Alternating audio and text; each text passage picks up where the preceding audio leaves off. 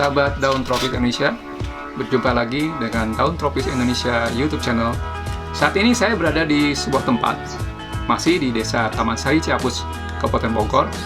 Dan saya akan menemui seorang pelaku bisnis tanaman hias yang beliau ini ternyata memulai bisnisnya dari hobi. Dan saat ini beliau berada di samping saya. Beliau adalah Kang Albert, atau kita panggil juga sebagai Albert Doang, atau yang dikenal di YouTube sebagai Albert Doang Official. Albert Doang Official. Perkenalkan, beliau adalah Kang Albert. Saya lebih suka manggilnya Kang ya. Siap. Meskipun bukan orang Sunda, tapi karena sudah lama tinggal di Bogor. Iya. Jadi terbiasa saya. Terbiasa ya. Jadi orang Sundanya, Pak. Jadi orang Sunda ya, Bang. Oke, Kang Albert. Ya. Kita dari YouTube Daun Tropis YouTube channel ingin menggali lebih banyak, karena kita mencoba untuk memberikan inspirasi kepada para entrepreneur muda berkaitan dengan usaha di bidang tanaman hias. Oke. Saya tahu bahwa Kang Albert memulai sejak lama, dan mungkin bisa diceritakan sejak kapan sih sebetulnya Kang Albert ini memulai usaha tanaman hias ini? Oke. Makasih Pak Erwin ya. Ya. Atas kesempatannya, kunjungannya. Saya jadi merasa terhormat juga ini. Terhormat dikunjungin. Kunjungan ke studio Gloria Poli Indonesia ya. Ini nggak kayak greenhouse emang, ini saya konsepnya memang saya bikin biar nyaman, Ya, betul, kita betul. nongkrong nyaman segala macam. Mirip studio lah. Ya gitu lah ya. Awal mulanya itu memang saya beranjaknya dari murni hobi. Hobi ya. Ya 2009-2010 lah. 2010 ya. Tapi hobi tanaman itu awalnya saya dari bonsai kelas 3 SMP itu saya ingat. Oh, Saya pertama mulai tanaman itu dari bonsai. bikin prakarya. Bikin bonsai gitu, Oh, beli bikin bonsai. bahan, Oh, bikin iya. bonsai, ikut-ikut gitu. kontes gitu. Oh, jadi mulai dari bonsai. Mulai dari bonsai, habis dari bonsai emang di kampung juga kan, saya bukan dari Bogor kan, dari Kepulauan Riau. Jadi Kepulauan Riau itu saya memang udah seneng nanam sayur dia. Dan Kepulauan itu kan gersang Iya. terus banyak pasir-pasirnya gitu kan, nggak bisa tuh.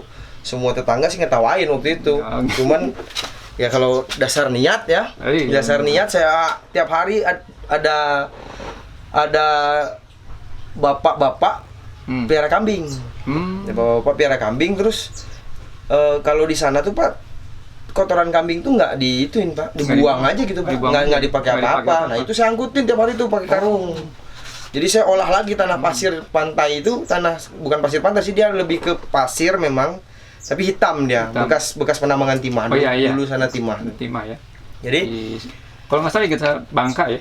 nah seperti Bangka gitu lah. Oh, iya. Seperti Bangka gitu lah pulau Bangka, saya. ya. Jadi sebelum di Bangka tuh PT Timah buka di tempat kita dulu. Oh, Habis itu udah mungkin timahnya berkurang, mereka habis pindah. Jadi dari situ saya olah, saya tanam sayur, saya tanam apa, dan hasilin lumayan.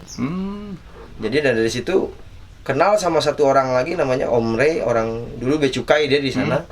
Dia nanam bonsai itu. Nah, Dari situ saya tertarik. Nah, udah mulai gitu kan. tadinya nanam sayur, terus Dia pada bonsai, saya barengin tuh nanam bonsai juga gitu loh. Habis itu singkat cerita kan saya harus berangkat kuliah ke Jakarta, merantau lah gitu ya. Berangkat saya ke Jakarta. Kuliah di mana nih? Saya kuliah di Ukrida, Grogol tuh, Universitas Kristen Krida Wacana. Dwi Cepayana. Krida Wacana itu yang dekat Grogol tuh, dekat sampingnya Untar itu. Iya. Krida. Sebetulnya saya nggak mau masuk situ. Saya lebih ke senengnya lebih ke seni. Saya mau masuk IKJ. Saya masuk IKJ tapi sama orang tua nggak boleh gitu. Ya, Jadi saya cari, ya zaman dulu kan seniman tuh gitu kan. Yang penting jurusannya jelas Ya, gitu. jadi saya cari-cari apa yang ada seni-seninya. Saya tes juga di Untar, seni rupa dan desain interior. Cuman kan kita dari kampung, gelombang tuh udah pada habis Pak. Nah, ya. Jadi saya lihat di Ukrida ada teknik sipil. Ambilnya teknik tuh. Ya, saya pikir ada gambar-gambarnya juga, rupanya matematika semua, pusing saya. Tapi masuk kan? Masuk lah, jadi saya beresin lah, selesai lah saya kuliah tuh.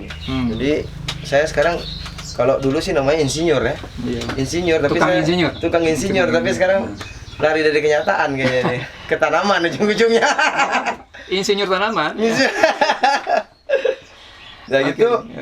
Beres tuh saya ke Jakarta ya kuliah sekian tahun terus nikah sama orang Bogor, Orang saya Bogor. pindah ke Bogor. Udah kayak ketemu surga saya. Nah. Dari situ saya mulai lagi bonsai. Ya, ngomong-ngomong, istrinya siapa nih? Boleh disebutin nggak?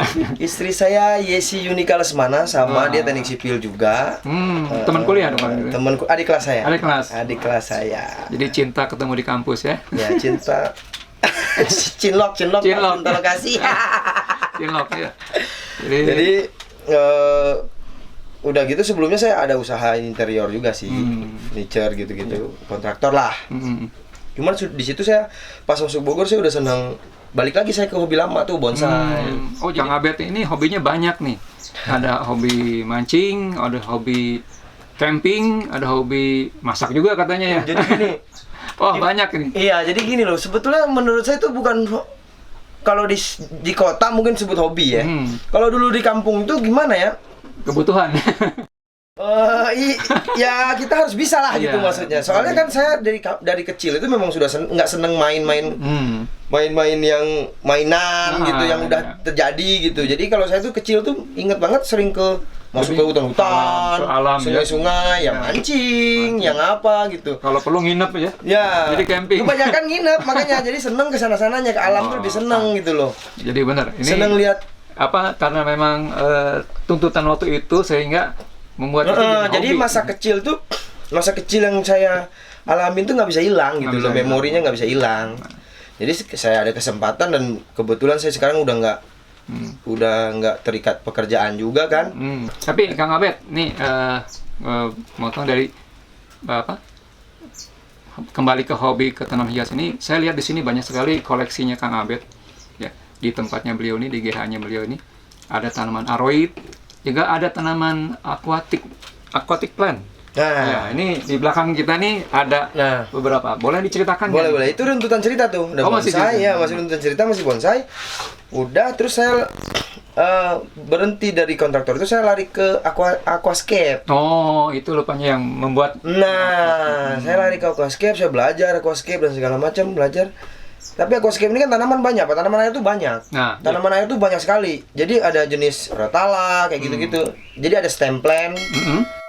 Stem plant tuh yang jenis tanaman potong. Jadi budidaya di stek tuh potong.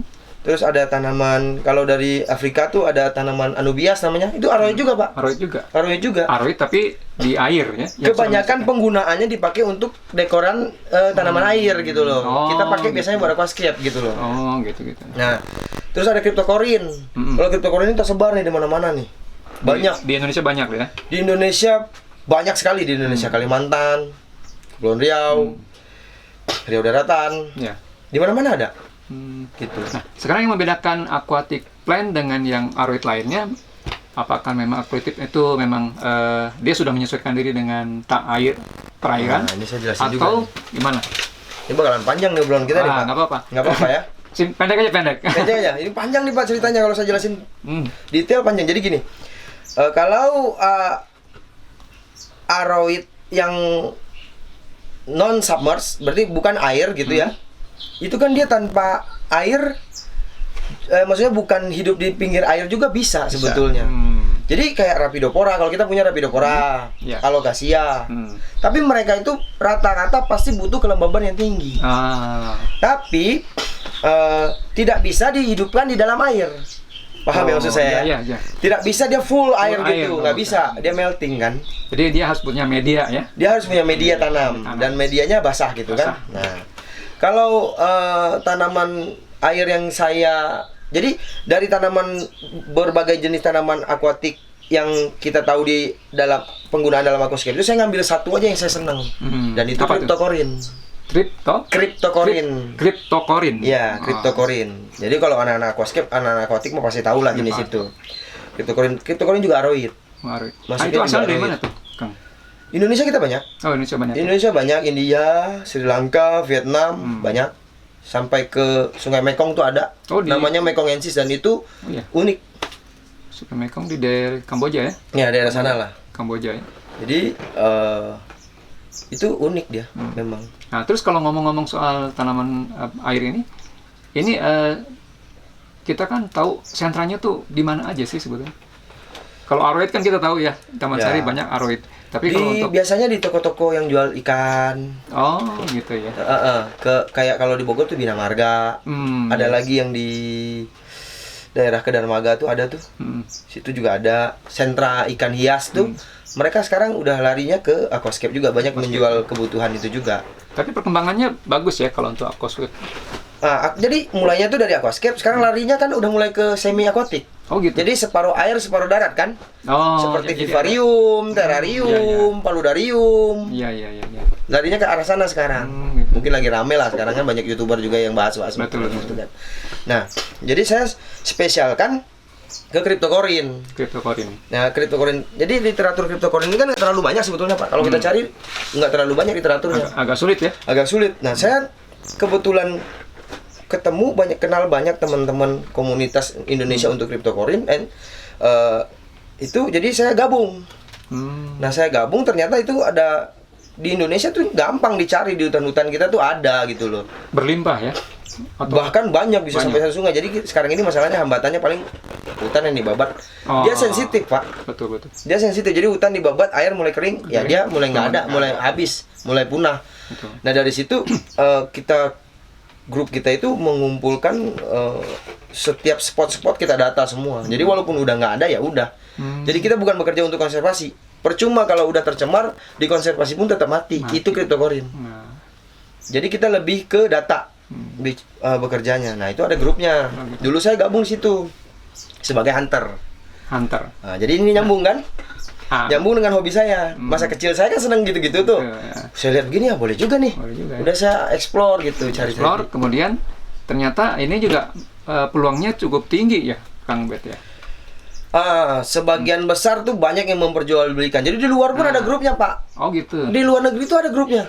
Di luar negeri malah ya? Di luar negeri tuh banyak grupnya, banyak pecintanya, banyak penghobisnya. Indonesia tuh rada kurang. Baru-baru ini baru mulai ini. Oh, Indonesia mah baru-baru ini. Baru-baru mulai. Kalau luar negeri malah dari dulu. Dari dulu. Oh. Dari dulu. Jadi ini peluang dong ya? Peluang untuk kalau menurut saya sih ya, kalau peluang lebih peluang aroid yang di darat. Pertama, budidaya lebih gampang. Kita nggak terlalu rewel. Kalau ini kita harus ada lampu. Kita harus kedap begini, Pak. Itu satu persyaratannya ya. Kalau aquatic plant itu harus ada lampu, terus harus dijaga mungkin ya. Nah gini, jadi sistem dulu kita coba tanam gitu, kasih air, kasih media, kasih air, timbunin, ternyata nggak mau, melting, hancur. Jadi ada teman yang Pak Hendra Budianto namanya, orang Kalimantan, yang nemuin cara toples ini. Oh, jadi ini tuh sebetulnya pertemuan baru nih ya, pakai toples. Nggak baru sih, udah lama. Cuman ini yang paling efektif. Ini yang paling efektif untuk menjaga kelembabannya, dan nggak gampang, nggak rumit. Kita nggak usah siram, nggak usah apa, udah gitu aja. Gitu aja. Mereka tahan ya? Iya, nggak siram, nggak apa, gitu aja. Sama butuh sinar. Dan karena sinarnya 24 jam lagi ya? Enggak. Jadi sesuai kebutuhan aja. Jadi kalau misalnya mataharinya, kita anggap aja matahari mulai kita anggap dari jam 10. Ya kita mau pakai 6 jam atau 8 jam gitu maksimal. Gitu. Nah, ngomong-ngomong soal apa? Cryptocurrency ini kalau orang lain kan di aroid tanaman darat itu kan biasanya udah mulai diekspor ya. Ini sudah mulai diekspor juga. Nah, jadi dari dulu itu saya ada sedikit banyak yang saya perjualbelikan, tapi uangnya murni untuk kita explore lagi. Oh, gitu. Untuk cari spot-spot baru lagi gitu. Jadi penjualannya tidak massal, dan memang nggak bisa jual banyak, Pak. Nggak seperti aroid seperti sekarang ini yang booming ini. Nggak bisa, karena dia lama pertumbuhannya, sangat lama. Oh, jadi alasan lama pertumbuhannya itu yang membuat ini agak tersendat ya? Nggak bisa kita jualan ini. Dan hobiis pun kalau memang udah benar-benar bisa, dia nggak perlu banyak. Dia cukup satu, udah bisa hidupin ya udah. Jadi lebih ke jenis mainnya. Oh, jadi lebih ke spesies, lebih ke spot, ke variannya. Ya? Dan banyak kan variannya gitu. Nah, setiap daerah punya varian masing-masing ya? Ya, kalau menurut literatur dulu Jawa juga punya, cuman kan udah punah semua kan. Jawa kan lahannya udah nggak ada yang asli lagi, pautannya boleh dikatakan kan semua udah perubahan fungsi. Oh, jadi kalau jadi hunter itu kita harus cari tempat-tempat yang benar-benar masih apa? Yang feeling, masih perawan ya, yang feeling ya. Iya. Yang feeling dan kalau sesuai data lama dari cryptocurrency itu nggak banyak. Tapi setelah kita mulai dari yayasan itu, banyak kita temuin. Oh. Hybridan alam pun kita temuin banyak. Gitu. Oh gitu ya. Ya. Nah, selain Kang Abed nih, kira-kira pemain untuk cryptocurrency ini siapa aja nih di Indonesia nih? Lebih tepatnya hobiis ya. Hobiis banyak. Hobiis itu banyak. Banyak teman-teman hobiis itu banyak. Kalau memang mau gabung di komunitas silakan aja, nggak ada masalah. Komunitasnya apa namanya? Komunitasnya? Kalau di Facebook tuh ada grup namanya Cryptocurrency Corner, ada Cryptocurrency Society. Kebetulan kalau Cryptocurrency Society kan saya adminnya. Kang Abed ya? Ya. Cryptocurrency Society saya yang bikin. Cuman kita kalau Cryptocurrency Corner saya kurang tahu, tapi kalau Cryptocurrency Society tidak boleh berjual beli. Oh, khusus untuk para hobiis. Hobiis saja. Jadi kan nggak harus jual beli. Iya betul. Harusnya tukar menukar juga boleh, tukar menukar jenis gitu. Jadi ini lebih ke karena dia memang sensitif, di alam juga bisa punah dan segala macam gitu, di budidayanya juga sulit. Jadi kita jaga bener itunya. Nah, ini soal di alam ini kita jaga juga agak susah. Ini cara-cara pelestarian yang paling efektifnya apa seperti ini? Ya, jangan hutannya jangan ditebang, jangan dibakar, jangan ditanam sawit. Pasti itu kalau itu. Iya, memang begitu. Betul ya.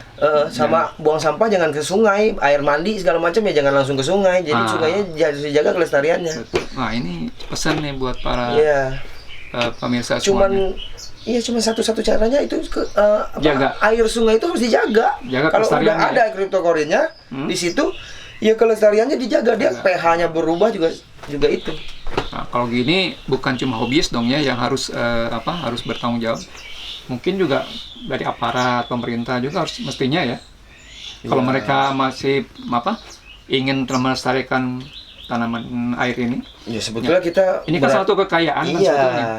Tapi kita ini kan jarang diekspos karena kecil. Sekarang ini kan booming aroid. Yang kita budidaya itu kalau boleh jujur kita ngomong bukan aroid kita. Iya. Kayak philodendron yang Amerika Selatan. Anthurium Amerika Selatan gitu loh.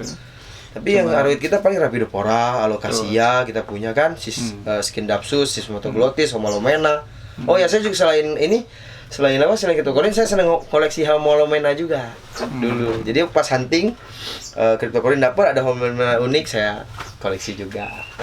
Nah, bedanya dengan cryptocurrency ini apa nih? Kalau crypto itu gini. Kripto itu habitatnya benar-benar di pinggir-pinggir sungai itu Pak hidupnya. Jadi dia ada masa kekeringan, sungai kan ada masa kering tuh. Ada masa kering. Dia mungkin dorman Pak, hilang daunnya semua. Tapi waktu air musim hujan naik lagi dia tumbuh lagi. Makanya disebut semi-aquatic. Nah, untuk jenis cryptocurrency yang bisa di dalam benar-benar full aquatic itu rata-rata dari Sri Lanka atau India. Sri Lanka dan India. Itu lebih mudah untuk di dalam akuarium. Tapi untuk jenis kita Indonesia sulit. Oh, sulit. Jadi dia harus benar-benar ada air surutnya, ada air pasangnya gitu. Oh gitu. Itu yang membuatnya sulit. Atur dong ya. Jadi kan nggak mungkin akuarium begitu kan?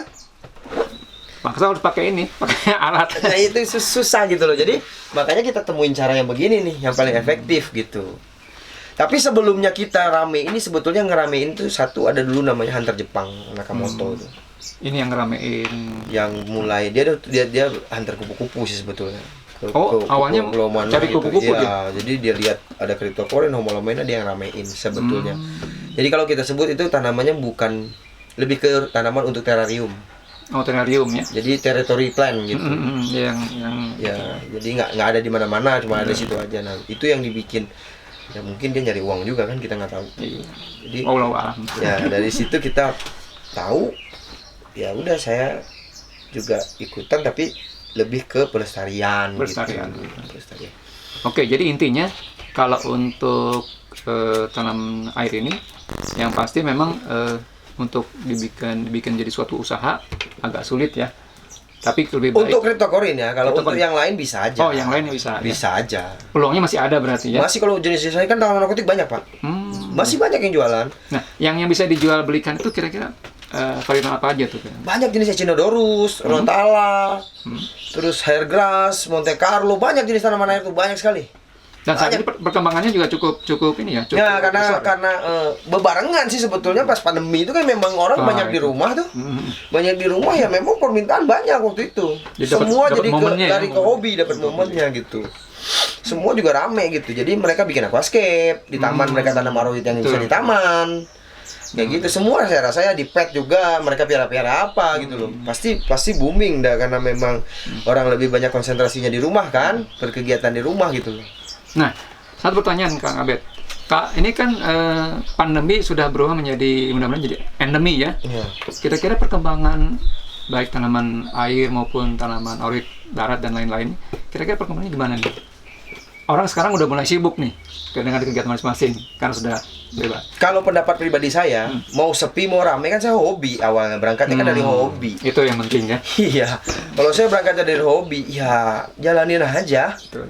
Jalanin aja, tapi hobi itu kan nggak mungkin karena pandemi juga. Yang Betul. hobi karena pandemi berarti kan ikut-ikutan. Kalau memang hobi-hobi dari awal itu nggak mungkin habis. Betul. Jadi kalaupun nggak ada transaksinya tidak luas, minimal sesama penghobi itu pasti ada transaksi, Pak. Saling tukar menukar. Pasti ada, ya. pasti ada. Jadi ya udah jangan khawatir, ya rezeki ada yang ngatur ini sih. Betul, kalau gitu. Saya juga murni pas pandemi baru nyemplung bener-bener bisnis aroid yang tadinya saya nggak piara philodendron sama sekali, anthurium nggak piara. Begitu. Ini kalau lihat di GH-nya nih, aroidnya apa aja nih? Kayaknya banyak sekali nih ininya yang dibudidayakan, Kang Abed. Karena saya ikutan, jujur saya ngomong saya ikutan kalau di sini. Kalau yang ini hobi ya? Kalau ini hobi. Ya, ini Tapi karena saya ikutan, kemudian saya jatuh cinta juga lama-lama, ngerawat dan segala macam ya. Terus memenuhi kebutuhan pasar juga, apapun saya budidaya. Karena menurut saya ini gampang. Gampang ya? Jauh lebih gampang dibanding kita budidaya tanaman native kita, asal dari kita, aroid kita itu lebih sulit. Oh, malah Karena yang butuh kelembaban yang tinggi, karena orang luar itu lebih gampang. Lebih gampang.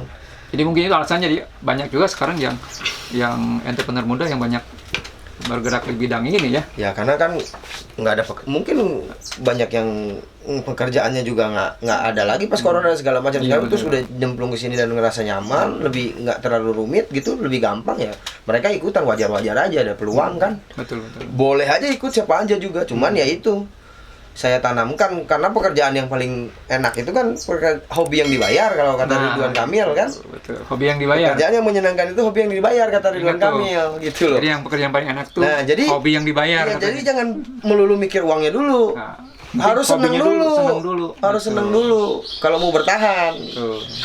Nah, kalau ini saya budidaya banyak, philodendron apapun ya, saya termasuk orang mungkin lebih hobi saya itu sebetulnya mengkoleksi sih. Iya. Kalau boleh dikatakan tuh mengkoleksi. Tapi karena kabar dapat ini juga apa? Jadi menyenangkan juga ya. Kang Abed, menyenangkan. Nah, jadi gini itu ada faktornya lagi, Pak. Pemikiran saya sih sederhana gini loh. Sekarang ini kan kita selalu tergantung sama luar. Silangan luar nih baru masukin, beli gitu kan. Itu kan tidak gampang juga untuk maksudnya aklimatisasinya untuk menyesuaikan dengan suhu kita. Kadang mati, kadang apa kita beli mahal-mahal segala macam. Jadi satu waktu philodendron saya itu banyak yang keluar tongkol, yang keluar bunga gitu loh. Oh, gitu. Nah, mau jadi diapain gitu ya? saya pikir kenapa saya nggak coba? Jujur saya nggak ada pengetahuan. Saya nggak ada literatur, nggak ada apa. Intinya saya cuma tahu belajar dari biologi itu bunga jantan dan bunga betina. Betul. Udah. Itu yang penting. Ya, aroid saya baca bunga jantannya di sini, bunga betinanya di sini. Itu aja yang saya silang. Dan boleh dikatakan ya mungkin nggak sengaja kali ya, nggak sengaja ada yang jadi. Ada yang jadi. Ada. Dari ketidaksengajaan ada yang jadi. Ada yang jadi. Tapi kalau jadi ketulusan. Jadi konsep silang kan tanaman yang berbeda dengan satu keluarga ya, satu family disilang.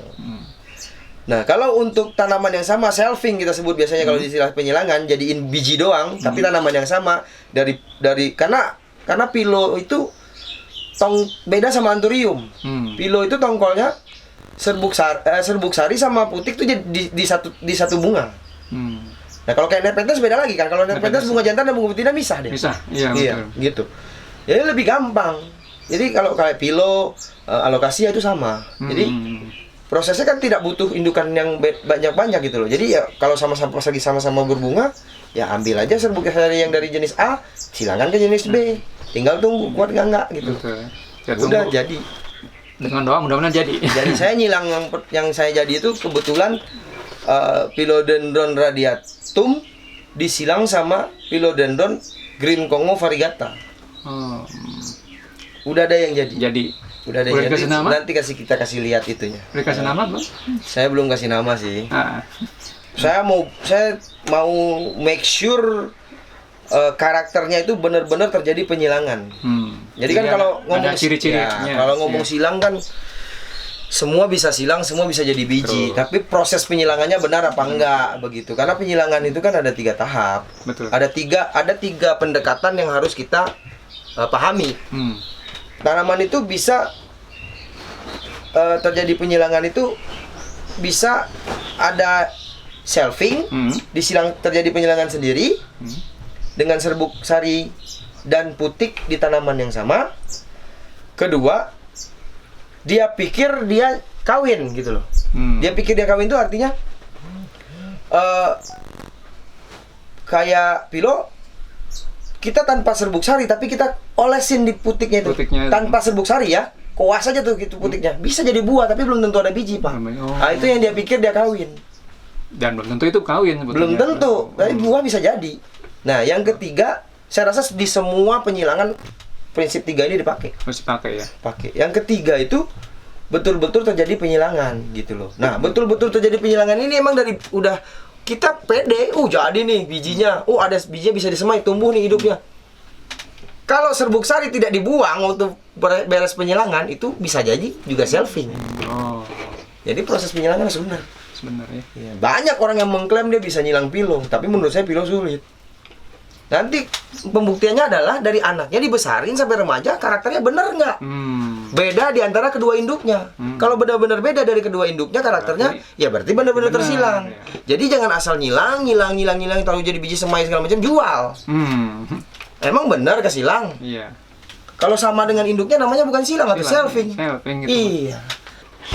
Kayak gitu. Jadi intinya perlu ada pembelajaran juga pengalaman ya dalam penyilangan tanaman aroid ini, pengalaman dan juga pembelajaran dan juga untuk memperkaya diri dengan informasi-informasi terbaru ya. Saya himbau sih yang bagi mau, memang saya sekarang lebih fokus ke penyilang Pak, ke penyilangan Pak, memang mau. Tapi fokusnya ke Homalomena juga saya silang,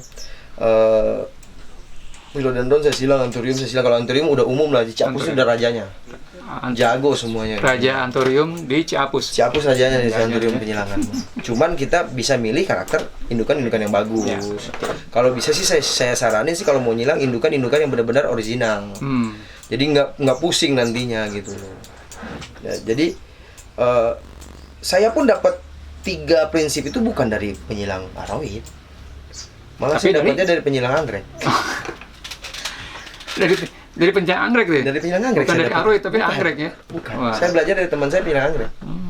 Tapi artinya aroid dan anggrek masih bisa, ini ya, pengetahuannya masih bisa di-combine kali. Kalau untuk masalah pemuliaan tanaman kan sebetulnya nggak ada jurusan khusus di IPB yang menjelaskan ini jurusan pilihan anggrek gitu. Itu kan bebas-bebas aja gitu loh. Kalau luar negeri saya nggak tahu ya. Kalau di Indonesia saya rasa nggak ada. Belum ada. Nggak ada subspesies yang untuk dimuliakan gitu kan. Yang kita tahu kan rambutan rapia, itu kan pemuliaan juga maksudnya. Terus kristalinum kan jambu kristal ya.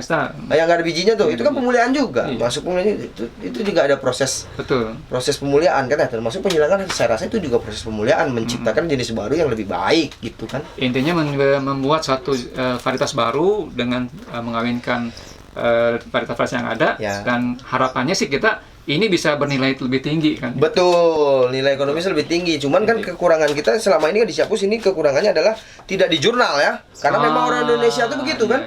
Cara kerjanya yang penting silang aja. Habis itu tanyain apa ini silang ini, jadi banyak tuh silangan bingung. Makanya dari situ saya juga membiasakan setiap kali nyilang saya labelin. Tercatat lah ya. Walaupun saya tidak bisa bikin jurnalnya karena nggak ada waktu juga gitu ya. Tapi minimal saya tahu ini indukannya mana dan hasilnya gimana gitu loh. Tapi ini mungkin kebiasaan ya, breeder di khusus karena konvensional.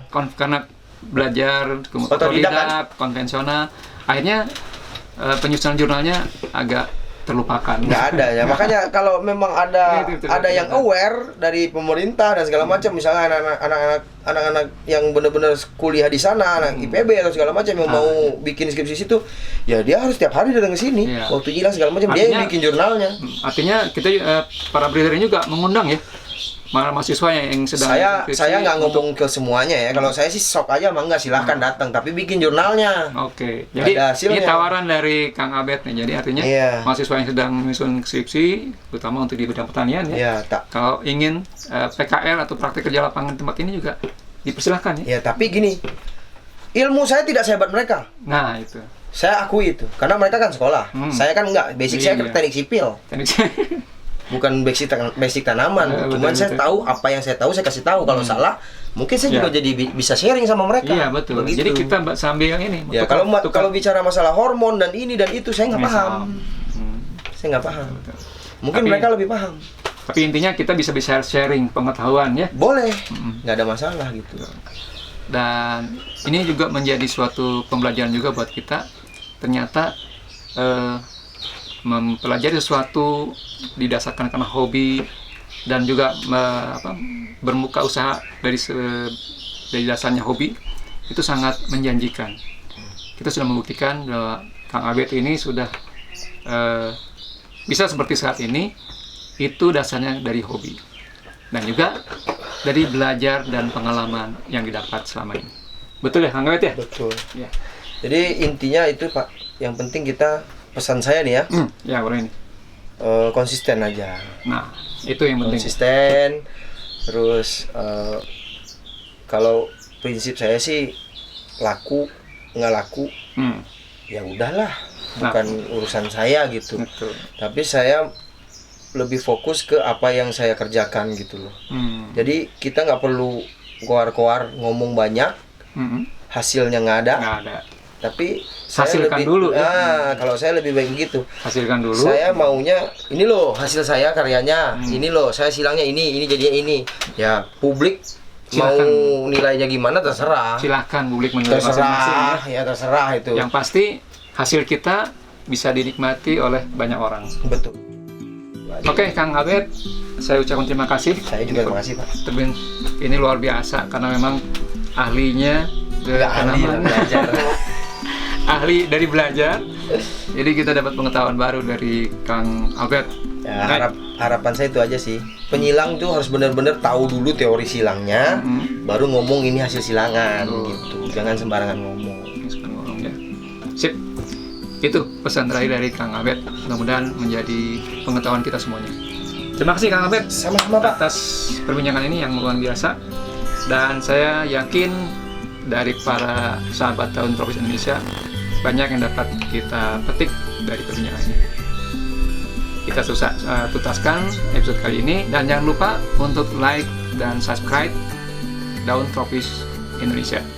Baik. Komen, share. Dan komen dan share. Kalau mau diskusi bisa ngomong ke Daun Tropis Indonesia tuh. Ya.